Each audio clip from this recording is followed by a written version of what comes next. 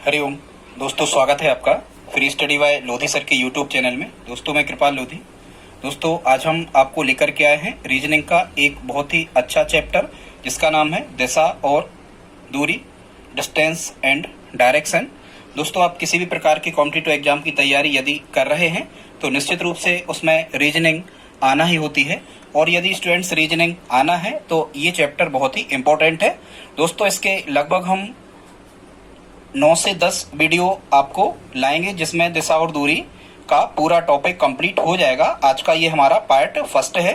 दोस्तों यदि आप हमारे चैनल पर पहली बार विजिट कर रहे हैं तो प्लीज हमारे चैनल को सब्सक्राइब कर लें, साथ में बेल आइकन पर क्लिक कर दें ताकि सबसे पहले नोटिफिकेशन आपको मिलता रहे। दोस्तों यदि आप इस वीडियो में हमारे साथ अंत तक बने रहते हैं तो निश्चित रूप से आज का टॉपिक पढ़ने के बाद में आपसे दिशा और दूरी के आने वाले सभी प्रश्न बिल्कुल आसानी से बन रहे होंगे। हम बिल्कुल बेसिक से प्रारंभ करेंगे और जो भी एडवांस टाइप के क्वेश्चंस जो आजकल चल रहे हैं वो सभी के सभी प्रश्न आपको इन्हीं पार्ट में मिल जाएंगे।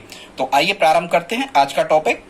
स्टूडेंट सबसे पहले तो आपको ये दिशा वाला ग्राफ आपको समझना होगा कि ये वास्तव में क्या होता है। तो आप किसी भी स्थान पर बैठे हैं स्टूडेंट्स, ये आपको ध्यान रखना है, किसी भी स्थान पर चाहे आप बैठे हो ऐसा आपको प्लस का सिंबल बना लेना है। और इस तरफ आपके बिल्कुल ठीक दाएं हाथ की तरफ ये पूर्व दिशा होती है, नीचे की ओर वैसे ही दान दिया जाता है तो नीचे की ओर करके ही दान दिया जाता है नजरों को नीचे की ओर, तो ये नीचे की ओर की दिशा दक्षिण कहलाती स्टूडेंट्स। फिर ऊपर जैसे अपन सर लोग बोलते हैं ना कि भाई हाथ उठाओ, ये उत्तर किसको याद है, तो अपन उत्तर देने के लिए पहले हाथ ऊपर उठाते हैं। तो बिल्कुल ऊपर की ओर उत्तर दिशा होती है और फिर बिल्कुल बाईं ओर कौन सी दिशा होती है स्टूडेंट्स, ये पश्चिम दिशा होती है। अब स्टूडेंट्स किसी भी डायरेक्शन में आप बैठे हुए हैं हमेशा आपको दिशाओं का डायग्राम ऐसा ही बना लेना है, ऐसा ही बनता है, ये तय है। अब स्टूडेंट्स इनके बीच की को डायरेक्शन जो सह दिशाएं होती हैं वो जैसे ये वाली दिशा यदि हम कहें तो ये दक्षिण और पूर्व के बीच फंस रही है तो ये वाली डायरेक्शन कहलाएगी दक्षिण पूर्व। ठीक है स्टूडेंट्स, इसको हम इस प्रकार से लिखते हैं, ये कहलाएगी दक्षिण पूर्व। ये वाली उत्तर और पूर्व के बीच यदि आ रही है तो ये वाली कहलाएगी स्टूडेंट्स उत्तर पूर्व। फिर ये पश्चिम और उत्तर के बीच आ रही है तो ये कहलाती है उत्तर पश्चिम डायरेक्शन। और यहाँ ये दक्षिण और पश्चिम के बीच आ रही है तो ये कहलाती है दक्षिण पश्चिम। ये आपको पहले दिशाओं का डायरेक्शन पता होना चाहिए स्टूडेंट्स। ये हमने बिल्कुल बेसिक से लिया है। अब हम देखते हैं, इसमें हमने क्वेश्चन तो 1 लिखा है लेकिन यहाँ से 6 प्रश्न बनते हैं, 5 हम आपको बता रहे हैं, 6वां अपने आप आपसे बन जाएगा। क्या कह रहे हैं देखते हैं।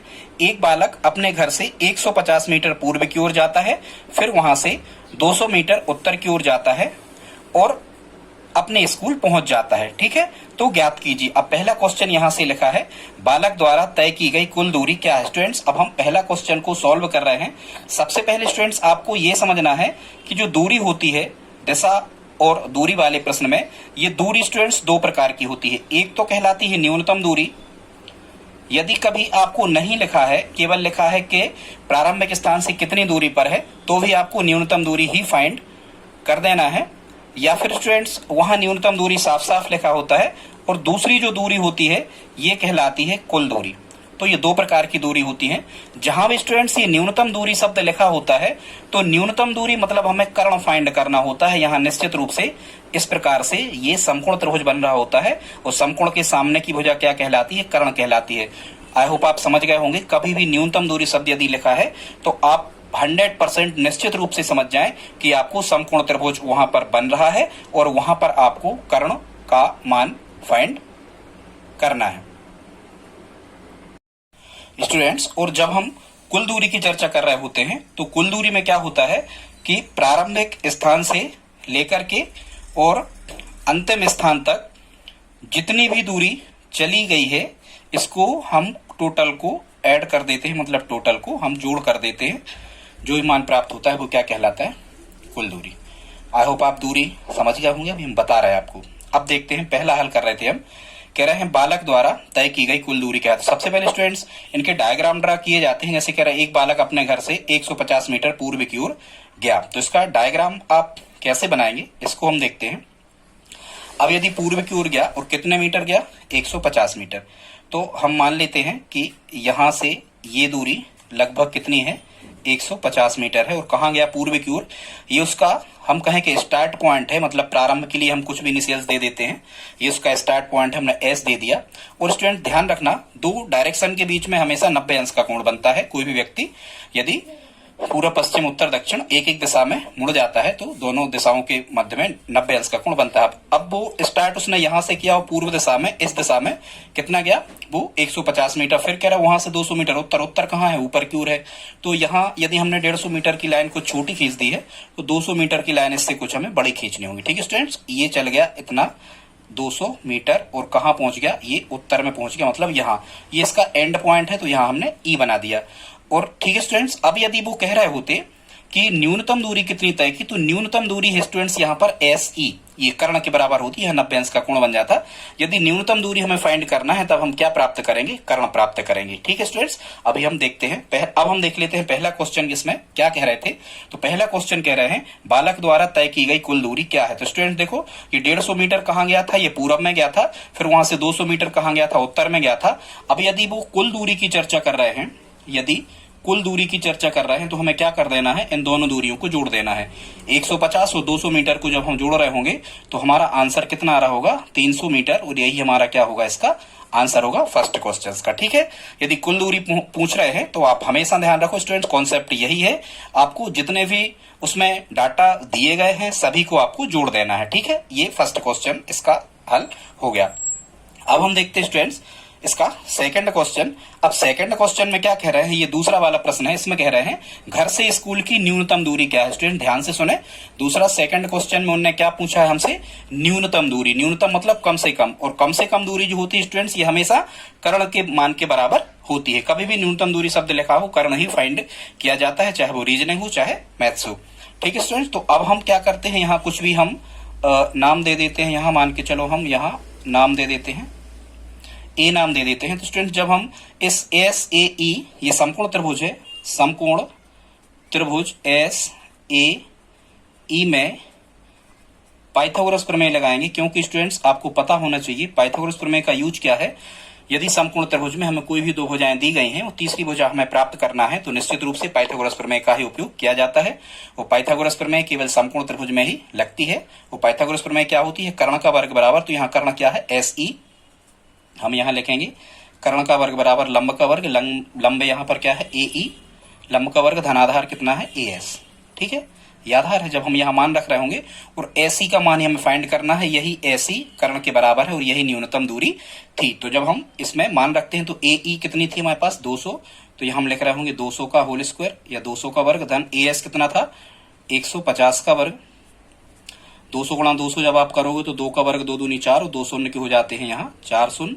15 का 15 में गुणा 15 15 में 225 और 1 शून्य का वर्ग करोगे तो 2 शून्य। जब हम इनको जोड़ रहे होंगे तो 625 और ये 2 शून्य और स्टूडेंट्स यहाँ पर आ रहे होंगे। और ये किसके बराबर चल रहा होगा? ये चल रहा होगा एसी स्क्वायर के बराबर, ये सब चल रहा होगा। यहाँ से स्टूडेंट जब हम केवल एसी की वैल्यू फाइंड करेंगे तो वर्ग यहाँ से हटेगा और यहाँ क्या लग जाएगा? वर्गमूल 625 और 2 शून्य। ठीक है स्टूडेंट्स, इसके बाद से आप यहाँ देखें तो हमें एसी का मान फाइंड, हालांकि इतना सब लिखना नहीं पड़ता, ये डायरेक्ट मौके की आंसर आ जाते। अब आपको ये वर्गमूल वाला कॉन्सेप्ट पता होना चाहिए। 625 का वर्गमूल कितना होता है? 25 और 2 शून्य का वर्गमूल होता है 1 शून्य। तो ये एसी कितना आ गया? 250 आ गया। इसका मतलब क्या हुआ स्टूडेंट्स कि हमें केवल कितना चलना है? 250 मीटर। मतलब चलना नहीं है कि प्रारंभिक स्थान से जो अंतिम पॉइंट है, एंड पॉइंट है, इसकी न्यूनतम दूरी कितनी है। तो न्यूनतम यदि आता है तो इस क्वेश्चन में न्यूनतम दूरी कितनी बनी students? 250 metre, 250 metre. I hope आप समझ पा रहे होंगे। अगला क्वेश्चन देखते हैं स्टूडेंट्स। अगला क्वेश्चन है कौन सा? तीसरा। अब हम आपको स्टूडेंट्स बहुत ही इंपॉर्टेंट एक डायरेक्शन वाला कॉन्सेप्ट बता रहे हैं, आप ध्यान से समझना। यदि आपने इस कॉन्सेप्ट को समझ लिया तो आज के बाद दिशा निकालना आपके लिए बिल्कुल सरल हो जाएगा। किसी भी प्रकार के प्रश्न की दिशा आप सेकंडों में फाइंड कर सकते हैं। केवल एक कॉन्सेप्ट हमारा आपको ध्यान रखना है स्टूडेंट्स। और यदि यहां तक आपने हमारा वीडियो देखा है तो प्लीज हमारे वीडियो को लाइक जरूर करते चलें। तो अब हम सोल्व करते हैं स्टूडेंट्स तीसरा क्वेश्चन। उसमें क्या कह रहा है? बालक के घर से स्कूल किस दिशा में? सबसे पहले दिशा भी यदि हमें फाइंड करना है तब भी हमें डायग्राम तो बनाना ही होगा। एक बालक 150 मीटर पूर्व की ओर गया है, हम फिर से बना दे रहे हैं, वहां जगह कम थी तो हम इसका डायग्राम बनाते हैं। एक बालक पूर्व की ओर कितना गया है 150 मीटर, तो ये हमने लिख दिया 150 मीटर, ये उसका स्टार्ट पॉइंट था, ये पूर्व की ओर। और यहां से कितना गया है 200 मीटर, मान के चलो कहाँ गया है उत्तर की ओर, ये गया है 200 मीटर, कहाँ 200 मीटर उत्तर की ओर स्टूडेंट्स ये गया है। इसको हमें क्या कर देना है, मिला देना है। और ये कहाँ पहुंच गए हम, ये पहुंच गए एंड पॉइंट पर। ठीक है, अब क्या कह रहे हैं, कह रहे हैं बालक के घर से, तो ये घर से चला था तो यहां हम चाहें तो लिख ले घर, और ये लास्ट में जहां पहुंचा था तो ये कहां पहुंचा था स्कूल। अब स्टूडेंट्स वो क्या कह रहे हैं, वो कह रहे हैं बालक के घर से स्कूल किस दिशा में है। तो यहां कारक चिन्हों का बड़ा महत्व स्टूडेंट्स, आपको ये देखना है कि जो ये से शब्द लिखा है यही कारक चिन्ह कहलाते स्टूडेंट्स। ये जो से शब्द लिखा है ये किसके रेस्पेक्ट में लिखा हुआ है, या जो से लिखा है ये किसके पास लिखा है, तो ये लिखा है घर से। हमेशा आप दिशा वाले क्वेश्चन में स्टूडेंट्स से को ही पकड़ें, समझ गए, से, घर से मतलब किसके रेस्पेक्ट में दिशा पूछी गई, घर के, घर से। तो जिस, या ध्यान रखो जिसके पास में स्टूडेंट्स ये से लिखा होता है, जिसके पास में से लिखा होता है वहां आपको मूल बिंदु बना देना है और उसी स्थान पे आपको धन का चिन्ह बना देना है। ये संपाति ही खींचना, इस स्थान पे आपको धन का चिन्ह बना देना है। कहां, जैसे यहां लिखा था घर से, तो धन का चिन्ह कहां बना दें, घर पे। यदि लिखा होता स्कूल से, अगला क्वेश्चन बता रहे हैं हम आपको, तो धन का चिन्ह हम कहां बना देते, स्कूल पे। तो यहां क्या कह रहे थे, घर से, तो घर पे हमने धन का चिन्ह बना दिया। अब जो हमारी सही सही दिशाएं होती हैं जो हमने पहले बताया था वो आपको लिख लेना है। ये पूरब कहलाती है, ये ऊपर की उत्तर कहलाती है, ये पश्चिम कहलाती है और ये दक्षिण कहलाती है। ये रियल डायग्राम बनता है, आप किसी भी स्थान पर बैठे हैं। अब हमें देख लेना है घर से स्कूल, अब ये बना यहाँ स्कूल, तो अब आप देखो ये स्कूल जो है ये उत्तर और पूर्व के बीच है, क्योंकि ये किन्हीं न किन्हीं दो दिशाओं के बीच में मिल रहा होता है या दिशा पर ही फिक्स मिल जाता है। तो अब आप देखो घर से, तो हमने घर पे धन का चिन्ह बना लिया, और जो स्कूल है ये उत्तर और पूर्व की कहाँ है, बीच में है, मतलब इन्हीं दो दिशाओं को हमें जोड़ करके लिख देना है। तो इसका आंसर स्टूडेंट्स क्या होगा, उत्तर पूर्व। आई होप आप समझ गए होंगे। ठीक है स्टूडेंट्स, अगला क्वेश्चन देखते हैं, हम चौथा देखते हैं। अब आप देखो चौथा जो प्रश्न है, फोर्थ वाला प्रश्न है, इसमें उन्होंने क्या पूछा है स्टूडेंट, तो इसमें कह रहे हैं स्कूल से, ये पलट दिया आप, अब कह रहे हैं स्कूल से। अभी घर से था, अब क्या कह रहे हैं स्कूल से। तो फिर से आपको वैसा ही कर लेना है, क्या ये डायरेक्शन, मतलब ये जो भी डाटा आपको दिए हैं उससे आप एक डायग्राम ड्रा कर लो। 150 मीटर पूर्व की ओर जाता है, तो मान के चलो ये गया 150 मीटर पूर्व की ओर, यहां से ये गया 200, कुछ उससे बड़ा ही बनाना, ये ध्यान रखा जाता है 200 मीटर उत्तर की ओर। ये उसका क्या था, यहाँ उसका घर था, और घर से कहाँ पहुंचा था वो स्कूल। तो ऐसे ही हमें बना लेना है, चाहो तो इसको आप मिला दो। लेकिन अब वो क्या कह रहे हैं स्टूडेंट्स, उत्तर ये है, ऊपर क्यों, पूर्व ये है, ये पूरब है, ये उत्तर, डायरेक्शन के तीर आप लगा दिया करें। अब कह रहे हैं स्कूल से काय के रेस्पेक्ट में लिखा है स्टूडेंट्स, तो से लिखा है किसके रेस्पेक्ट में, स्कूल के। तो आपको धन का चिन्ह यहाँ स्कूल पे बना देना है, इस प्रकार से एक भुजा संपाति पड़ जाती। ये बना दिया हमने धन का चिन्ह। कहां बनाया आपकी बार स्टूडेंट, धन का चिन्ह हमने कहां बनाया, स्कूल पर, क्योंकि उन्होंने क्या कहा था, स्कूल से। अब हमें सही सही दिशाएं लिखना है, यहाँ हमेशा पूर्व होती है, यहाँ पश्चिम होती है, हाथ उठा के ऊपर उत्तर देते हैं, नीचे करके दान मतलब ये दक्षिण देते हैं। अब उन्हें क्या, स्कूल से घर, घर कहाँ है, ये यहाँ है। तो अब ये वाली जो पोजीशन है ये आप देखो दक्षिण और पश्चिम के बीच में फंस रही स्टूडेंट्स। तो चौथा प्रश्न का आंसर हमारा क्या हो जाएगा, दक्षिण पश्चिम, यही हमारा क्या होगा स्टूडेंट, आंसर हो जाएगा। आई होप आप समझ पा रहे होंगे। अब हम देखते स्टूडेंट्स, यहां से 4 क्वेश्चन हो गए। अब हम देखते स्टूडेंट्स 5वां क्वेश्चन, और 5वां क्वेश्चन में हमसे उनने क्या पूछा है, उनने पूछा है स्कूल का दरवाजा किस दिशा में खुलता है। तो स्टूडेंट्स वो व्यक्ति की जो डायरेक्शन रही है चलने की, जो मोशन गति करने की, वो इस यहां से यहां गया पूरब में, फिर यहां से ऊपर की ओर उत्तर में गया, और यहां से जाके वो स्कूल में प्रवेश कर गया। तो स्कूल का दरवाजा किस दिशा में खुलता है, तो स्कूल का दरवाजा इस दिशा में खुलता होगा, मतलब ये कौन सी दिशा है, उत्तर, नीचे की ओर खुलता होगा। तो हमारा आंसर क्या आ जाएगा, उत्तर। ठीक है स्टूडेंट्स, यदि 6वां क्वेश्चन वो और कह रहे होते कि घर का दरवाजा किस दिशा में खुलता है, तो घर से वो इस दिशा में निकला था, माने घर का दरवाजा किस दिशा में खुलता है, यदि ये पूछा होता तो ये इस दिशा से निकला है, घर के खुले दरवाजे से निकला है, तो घर का दरवाजा किस दिशा में खुलता है, यदि ये पूछा होता तो इसका आंसर क्या होता, हमारा पूर्व होता स्टूडेंट्स। तो दिशाएं को या डायरेक्शन को फाइंड करने का यही बहुत अच्छा तरीका है।